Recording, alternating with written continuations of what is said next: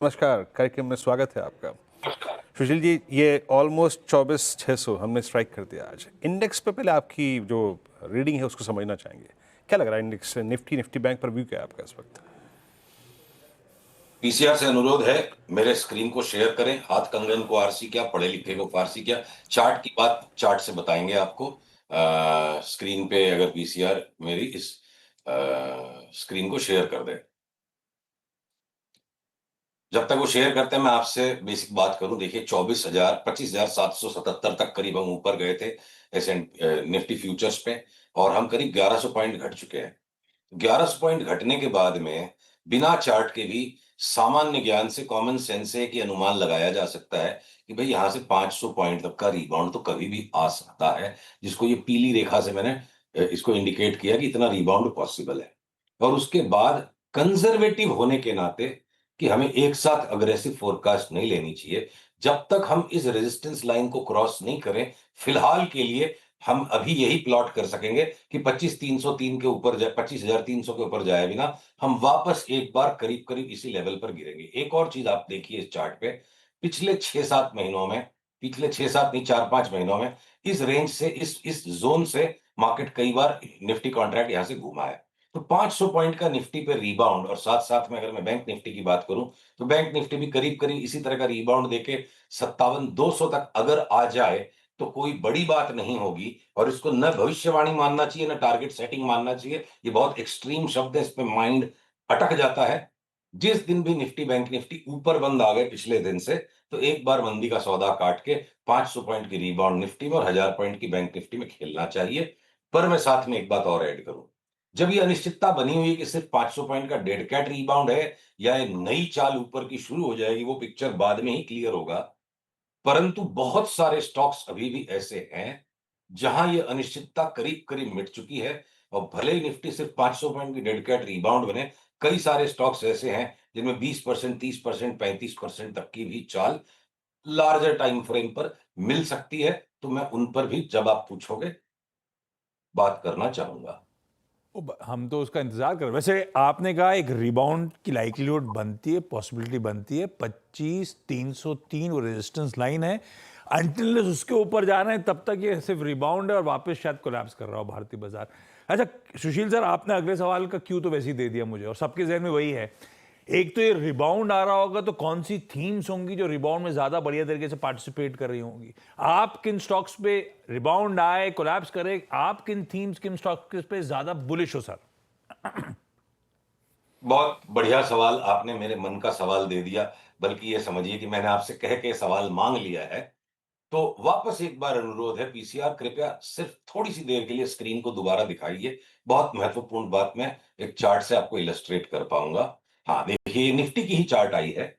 अब अगर निफ्टी में हमें ये कंजर्वेटिव एस्टीमेट लेके चलना है, इसको फोरकास्ट मत मानिए, कि जब तक नया एविडेंस नहीं आए 25,300 के ऊपर चलने का, यही मान के चलो कि कंजर्वेटिवली भैया रिबाउंड ही होगा। और अगर निफ्टी वास्तव में वापस एक बार 24,600 के नीचे आ जाएगी, तो जिन स्टॉक्स ने इस तरह की साइकिल को कंप्लीट कर लिया, एक रिबाउंड के बाद के इस लार्जर पैटर्न को कंप्लीट कर लिया, उन स्टॉक्स की लिस्ट में मैं पकड़ूंगा, मान लीजिए Asian paints.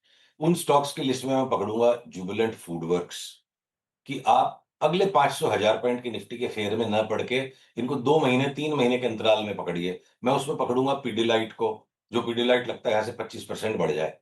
Large cap blue chip stock, bluest of the blue chip stock से मोस्ट रिस्पेक्टेड कंपनीज में है, अगर उसमें मेरे को 4-5 महीने में, 3 महीने में 25% की रिटर्न मिल सकती है, तो मैं निफ्टी को लेकर ऑब्सेस्ड नहीं होना चाहता। उसी तरह अगर डिफेंस के सेक्टर में जो शिप बिल्डिंग से रिलेटेड डिफेंस के स्टॉक्स, जिसका लास्ट मंगलवार को भी हमने जिक्र किया था कि हम उन्हें बाई सिग्नल का वेट कर रहे हैं, वो पैटर्न्स ऐसे परिपक्व हो चुके हैं कि जब भी अगर बाजार नया रिबाउंड बनाना शुरू करे, तो निफ्टी रिबाउंड में है या वापस लॉन्ग टर्म इसका एसेंट शुरू हो गया है, उस प्रश्न का उत्तर आने के भी पहले अगर ये माझगांव डॉक्स, कोचिन शिपयार्ड और गार्डन रिच शिप बिल्डर्स अगर यहां से लगे कि 60-70-80% तक की चाल शुरू कर सकते हैं, तो हम आउट परफॉर्मिंग सुपरलेटिव स्टॉक्स को परचेस करेंगे कमिंग निफ्टी रिबाउंड में, rather than focusing all the energy only on trading Nifty।